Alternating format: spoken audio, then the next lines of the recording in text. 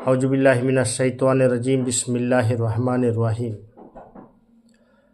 আবু হুরায়রা রাদিয়াল্লাহু তাআলা আনহু থেকে বর্ণিত, তিনি বলেন যে আমি রাসূল সাল্লাল্লাহু আলাইহি সাল্লামকে বলতে শুনেছি যে তোমাদের যে কেউ ভোরবেলা বের হয়ে কাঠের বোঝা পিঠে বহন করে আনে এবং তা থেকে সে সাদকা করে ও লোকের কাছে সাহায্য চাওয়া থেকে মুক্ত থাকে, সে ওই ব্যক্তি থেকে অনেক ভালো যে কারোর কাছে সওয়াল করে, যে তাকে দিতেও পারে নাও দিতে পারে। উপরের হাত নিচের হাত হতে অনেক উত্তম। যাদের লালন পালনের দায়িত্ব তোমাদের উপর রয়েছে তাদের দিয়ে সাদকা শুরু করো। সহিহ মুসলিম। ভিক্ষা করা যার জন্য জায়েজ। ইয়াহিয়া ইবনে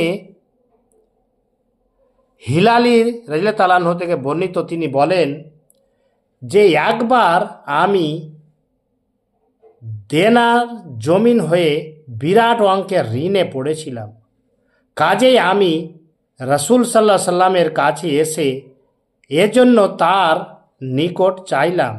তিনি বললেন, জাকাত বা সাদকার মাল আসা পর্যন্ত আমার কাছে অপেক্ষা করো, তা এসে গেলে আমি তোমাকে তা থেকে দিতে নির্দেশ দেব। বর্ণনাকারী বললেন, অতঃপর তিনি বললেন, হে কবি শাহ, মনে রেখো 3 ব্যক্তি ছাড়া কারোর জন্য হাত পাতা সাহায্য প্রার্থনা করা হালাল নয়। 1 নম্বর, যে ব্যক্তি কোনো ভালো কাজ করতে গিয়ে বা দেনার জমি হতে ঋণ হয়ে পড়েছে, ঋণ পরিশোধ না হওয়া পর্যন্ত সাহায্য প্রার্থনা করা তার জন্য হালাল। যখন দেনা পরিশোধ হয়ে যাবে তখন সে থেকে বিরত থাকবে। 2 নম্বর, যে ব্যক্তি প্রকৃত দুর্যোগে পতিত হয়েছে এবং এতে তার যাবতীয় সম্পদ ধ্বংস হয়ে গেছে, তার জন্য সাহায্য চাওয়া হালাল যতক্ষণ না সে তার জন্য নিত্য প্রয়োজনীয় চাহিদা পূরণ করতে সক্ষম হয়। রাবি সন্দেহ তিনি এই শব্দে বলেছেন যে 3 নম্বর, যে ব্যক্তি এমন অভাবগ্রস্ত হয়েছে যে তার গোত্রে 3 জন জ্ঞান বুদ্ধি সম্পন্ন লোক সাক্ষ্য দেয় যে সত্যি উমুক অভাবে পড়েছে, তার জন্য জীবিকা নির্বাহের পরিমাণ সম্পদ লাভ করা পূর্ব পর্যন্ত সাহায্য প্রার্থনা করা হালাল। হে কবিসা, 3 প্রকার লোক ছাড়া আর সকলের জন্য সাহায্য চাওয়া হারাম। অতএব 3 প্রকার লোক ছাড়া যেসব লোক সাহায্য চেয়ে বেড়ায় তারা হারাম খায়। সহিহ মুসলিম। ওয়াজানাকে জানার জন্য সাহায্য নেওয়া, ইলম হাসিলের জন্য কোনো জ্ঞানীকে প্রশ্ন করা বা সাহায্য নেওয়া ঘৃণিত নয়, বরং অতি উত্তম কাজ। মানুষের সর্বোত্তম গুণ হল জ্ঞান সম্পর্কে জিজ্ঞাসা করা।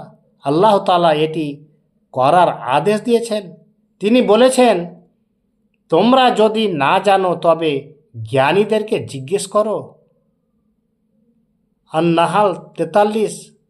আল্লাহ রসুল বলেছেন, অজ্ঞতার প্রতিষেধক কি জিজ্ঞাসা নয়?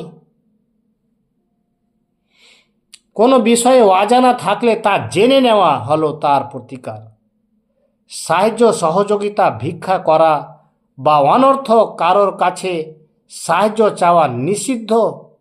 যে অর্থ নয় যে কেউ কাউকে সাহায্য করবে না। ইসলামে পরস্পরকে সহযোগিতার ব্যাপারে উৎসাহী করে ও তাগিদ করে।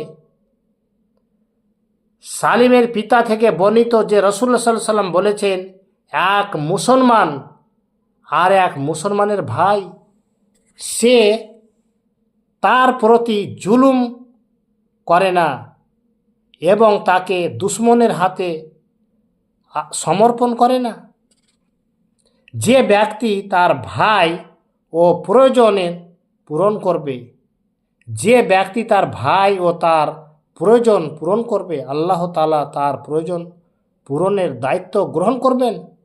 আর যে ব্যক্তি কোনো মুসলমানের বিপদ দূর করবে, আল্লাহ তাআলা তার বিনিময়ে কিয়ামত দিবসে তাকে বিপদ থেকে উদ্ধার করবেন। যে ব্যক্তি মুসলমানের দোষ ত্রুটি গোপন রাখবেন, আল্লাহ তাআলা কিয়ামত দিবসে তার দোষ ত্রুটি গোপন রাখবেন। সহিহ মুসলিম 63-42। সর্বশক্তিমান আল্লাহর কাছে চাওয়ার জন্য উৎসাহিত করা হয়েছে।